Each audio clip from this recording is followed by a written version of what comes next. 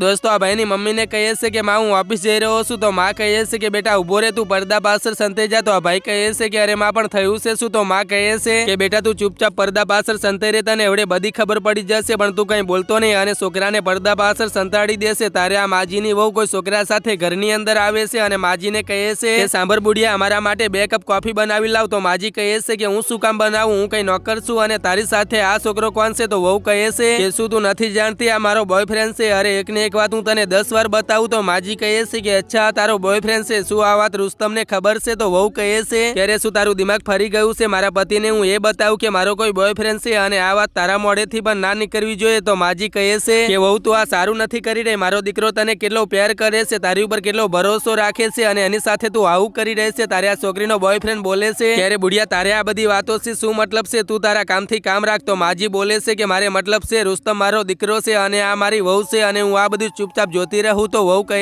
છે કે સાંભળ બુડિયા હું તને કોઈ મારી સાસુ બાસુ નથી માનતી અને જો તે તારું વધારે મોડું ચલાવ્યું ને તો હું તને આ ઘરની બહાર ધક્કા મારી અને કડાવી મૂકીશ કેમ કે તારા દીકરાને મેં મારા પેરમાં એને આંધળો બનાવી રાખ્યો છે એટલે કંઈ પણ મારી વાત માની લેશે અને હું તારા વિશે એની સામું કંઈક નાટક કરી દઈશ પણ એટલામાં તા ભાઈ પડદા પાછળથી નીકળીને બહાર આવે છે પણ હવે તો આગળ જે થયું એ જોતા પહેલા એ અંબે માતા જે પણ કોઈ આજે આ વિડીયો પર એક લાઈક કરીને ચેનલને સબસ્ક્રાઇબ કરીને ઘરમાં કોઈ દિવસ ધનની કમી ના રહેવા દેતા અને કોમેન્ટની અંદર જય માતાજી જરૂર લખી દેજો પછી આ ભાઈ બોલે છે કે રુસ્તમ એટલો પણ પાગલ નથી કે તારા જેવી છોકરી માટે મારી માને હું ઘરેથી કાઢી મૂકું સારું થયું કે તારી સચ્ચાઈ આજે મારી સામે આવી ગઈ પછી આ ભાઈ હંમેશા માટે એની પત્નીને ઘરેથી કાઢી મૂકે છે અને છોકરીનો બોયફ્રેન્ડ પણ એને છોડીને જતો રહેશે।